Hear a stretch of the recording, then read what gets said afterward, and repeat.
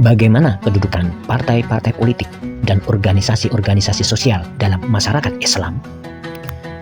Mengenai organisasi-organisasi yang sifatnya sosial, walaupun bagaimana juga bentuknya, asal saja sesuai dengan amar ma'ruf nahi mungkar, serta untuk kebaikan masyarakat bersama menurut pandangan Islam, semuanya diizinkan, bahkan harus dibantu oleh pemerintah. Karenanya, setiap organisasi itu haruslah melalui izin dari pemerintahan setempat yang meneliti buruk baiknya keadaan yang terkandung dalam organisasi tersebut. Hal ini sangat diperlukan untuk menjaga agar tidak kemasukan pengaruh asing yang bertentangan dengan hukum Islam. Tentang partai politik, terdapat dua macam ketentuan. Dalam suatu negara Islam, hanya ada satu partai politik, dan semua orang harus diajar ilmu pengetahuan tentang politik, karena dengan itu dia akan menyadari kesanggupannya, hak, dan kewajibannya dalam negara itu. Partai politik tersebut ialah partai Islam yang mendasarkan segala gerak tindaknya atas ketentuan ayat-ayat suci di dalam Al-Quran. Karenanya dalam negara Islam tidak akan terdapat berbagai partai politik seperti pada negara-negara asing, dan tidak akan terdapat pula partai yang menamakan dirinya Muhammadiyah, Aisyah, Partai Ulama, dan sebagainya. Dalam hal ini orang hendaklah berpedoman pada ayat suci surat ketiga ayat 103 dan surat ke-7 ayat 3 yang melarang orang Islam berpecah-pecah dalam masyarakat. Sedangkan partai politik yang lebih dari satu senantiasa akan mengandung perpecahan. Selanjutnya perhatikan maksud surat ke-6 ayat 153 dan surat ke-6 ayat 159. Masyarakat Islam yang terjajah oleh kekuasaan asing sebenarnya tidak diizinkan oleh hukum yang tercantum di dalam Al-Quran.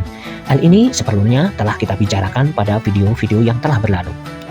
Tetapi sekiranya masing-masing kejadian juga karena kelemahan dan keadaan yang tak mungkin dielakkan, rasanya bolehlah orang-orang Islam mengadakan 2 atau 3 partai politik yang sifatnya non-kompromi dengan partai kafir. Kebolehan demikian hanyalah untuk taktik perjuangan dan berbentuk balance of power, bahwa bila mana yang satu gagal, maka yang lain masih dapat meneruskan perjuangannya secara parlementer. Dalam hal ini bolehlah orang Islam menamakan partainya dengan Muhammadiyah, Pemuda Islam, Partai Ulama, dan sebagainya yang berjuang secara parlementer. Namun Islam lebih menekankan perjuangan itu secara berterus terang di luar parlemen. Hal ini ingatlah maksud surat ke-5 ayat 48 dan ayat 49 sebagai dasar perjuangan partai dalam parlemen, dan surat ke-8 ayat 59 sebagai dasar perjuangan di luar parlemen. Jelasnya maksud ayat suci surat ke-8 ayat 39 dan ayat 40. Jadi menurut ketentuan beberapa ayat suci Al-Quran, nyatalah bahwa seorang Islam yang sebenarnya beriman kepada Allah tidak akan sudi bekerja sama dengan orang-orang kafir dalam suatu negara, apalagi untuk berada dalam negeri itu selaku golongan terjajah.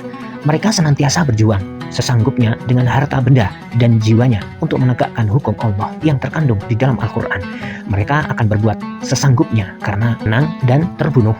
Masing-masingnya akan dibalasi Allah dengan surga di akhirat nanti. Surat ke-4 ayat 47 dan surat ke-3 ayat 170. Atau sebaliknya, bahwa orang-orang beriman tersebut akan keluar meninggalkan negerinya yang terjajah itu, mematuhi firman Allah yang tercantum pada surat ke-29 ayat 56, surat ke-29 ayat 57, dan surat ke-39 ayat 10.